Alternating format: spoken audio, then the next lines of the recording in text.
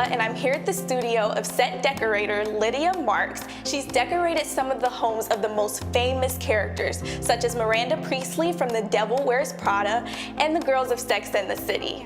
Tell us about the role of a set decorator. What are you there to do?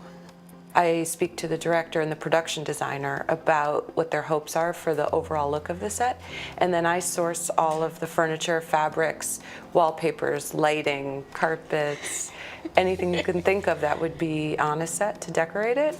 I go and find it.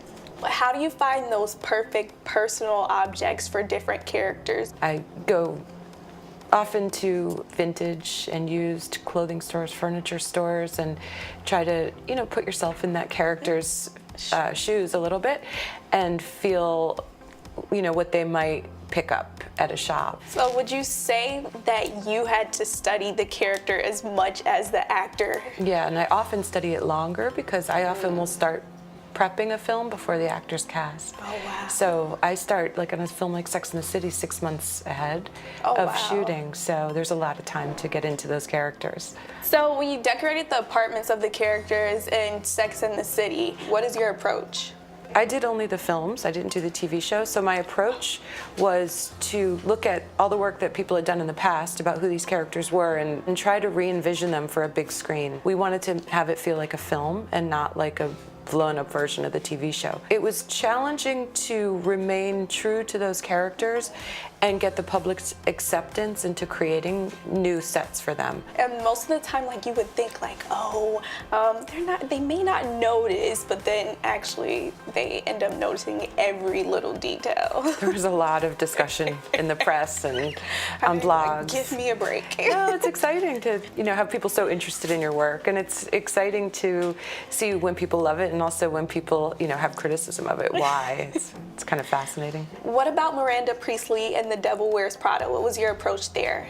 While they surround themselves with beauty, they do work at a magazine.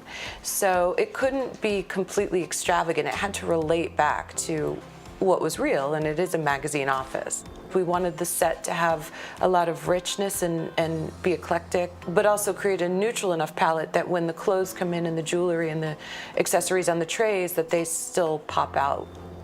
What was your room decorated like as a teen? I had a futon bed, which I thought was very cool at the time. It is cool. I still think it's cool now. Photos I loved, and then photos of bands and movies that I loved. I love film. So how did you first break into the film business? I worked at museums for several years after I graduated school, and I had a friend who was an art director on music videos. So I called my friend and I said, can you get me on the set? I want to see what kind of positions there are in the art department. And then once I got on the set, I quickly saw the role that I thought I could fulfill. What advice do you have for teens who are interested in what you do? It's really important to study not just interior design, but art and art history, a broader foundation than just interior design, because I think that can be a little flat if it's on its own. Right. Mm-hmm. So why do you love what you do? I love what I do because my work is always different, and I get to put myself into a character's head and make something creative happen and bring a world to life that didn't exist.